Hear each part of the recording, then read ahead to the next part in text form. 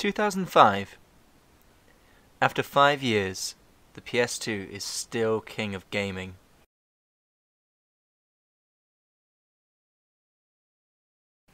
A year before its successor, it could be argued that this year was PS2's peak.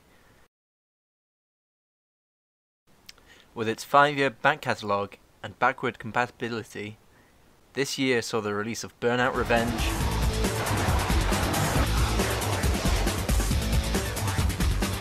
Mercenaries,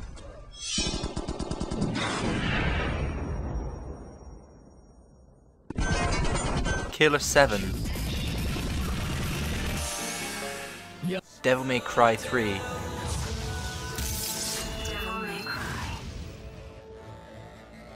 and Resident Evil 4.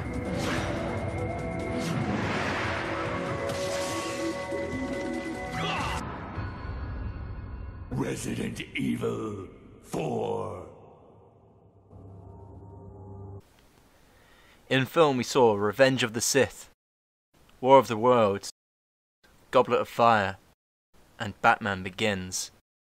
We were listening to thoroughly angry or politically charged tracks from Gorillaz, System of a Down, and Green Day.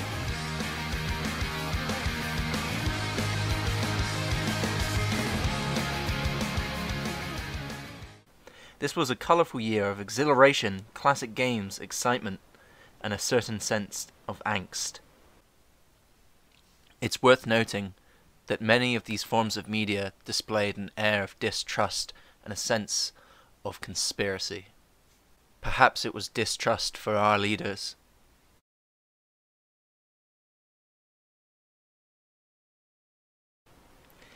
This is the climate that God of War was born of. The gods of Olympus have abandoned me.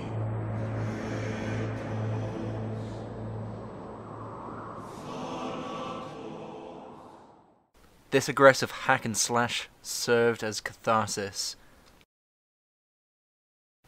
With the Western populace largely overwhelmed by the continuation of a seemingly misguided war on terror and the war in Iraq, God of War allowed us to release frustrations and become our own vengeful entity.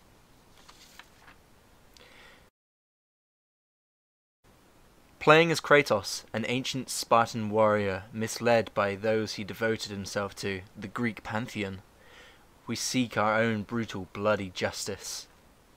Considering Bush's infamous mission accomplished speech 2 years prior, and the general rise of distrust in our leaders that we had once invested so much trust in, it's easy to see how a 2005 consumer would easily place themselves in this role. After 10 years of suffering, 10 years of endless nightmares, it will finally come to an end. The Gorillaz song Dirty Harry tells of a soldier who once believed in what he was doing before realizing that he was just a pawn. I'm a peace-loving decoy ready for retaliation. You can't conceal the hate that consumes you. I'm the reason why you fill up your Sousa. This too is Kratos. Granted, he takes a more hands-on approach to dealing with this. Beast, I will send you back to the depths of Hades!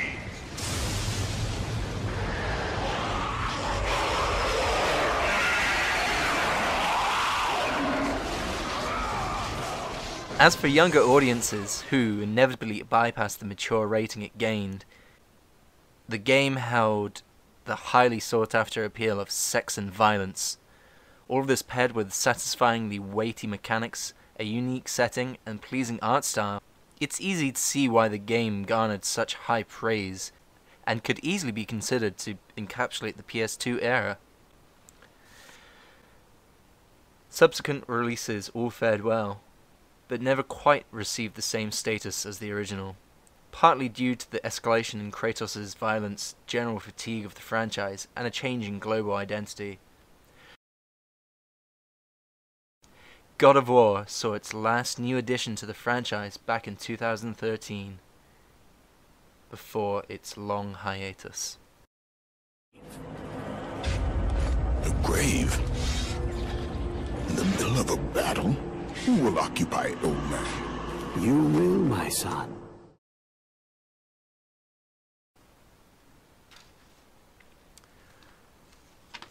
2016. So where are we now? 11 years later, it's fair to say that the world had changed. The way we consume media had changed. With the higher saturation of the internet and all the interconnectivity it brings, all the content we can access, the public now needs its media to hold more weight. I think it's fair to say that many of us are once again feeling a strong sense of distrust towards our leaders. But this time, thanks to the connectivity of the internet, we seem to be taking things more into our own hands, taking more of a political stance, literally.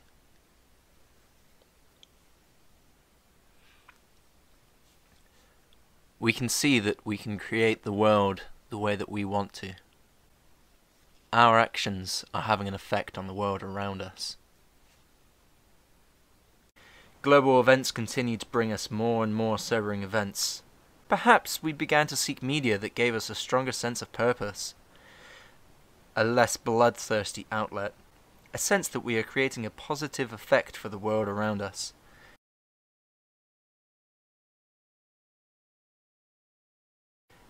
The years between also saw the release of the Wii, a console that brought families into the world of gaming. The conclusion of The Fantastic Sopranos.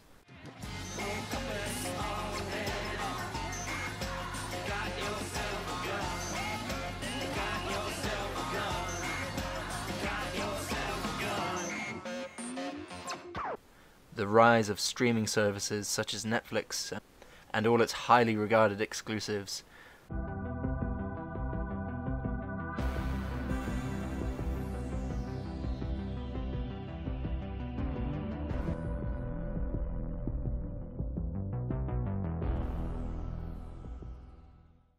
And of course, seminal paternal figure simulator Last of Us. You like it? Honey, it's What? nice, but I think it's stuck. It's not. What? No. Oh, ha ha. Where did you get the money for this? Drugs. I sell hardcore drugs. Oh, good. You started helping out with the mortgage then. Yeah, you wish. All that paired with leaps and bounds in gaming consoles' power and abilities, our expectations for narratives have increased exponentially. The aforementioned Last of Us offered a deep, emotional narrative, with tight, demanding gameplay, giving us an experience many other games seem to have tried to replicate.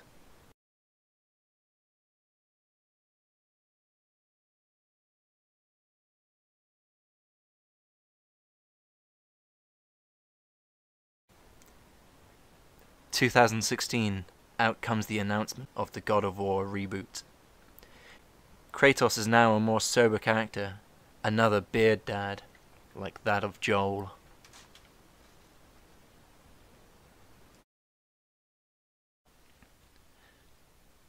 Will the 2018 iteration of God of War have the same cultural impact that the 2005 original did? Comes from here, but only when tempered by this. By discipline. The self-control of the one who wields it.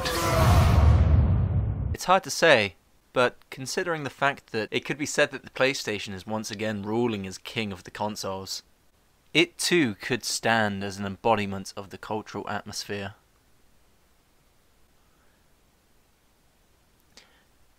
It seems that God of War is going to hit all the right beats, but time will tell.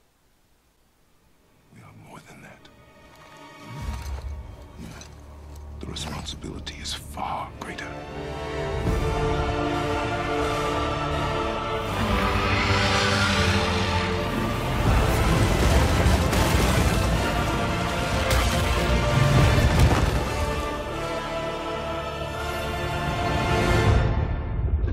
Can you kill something that big?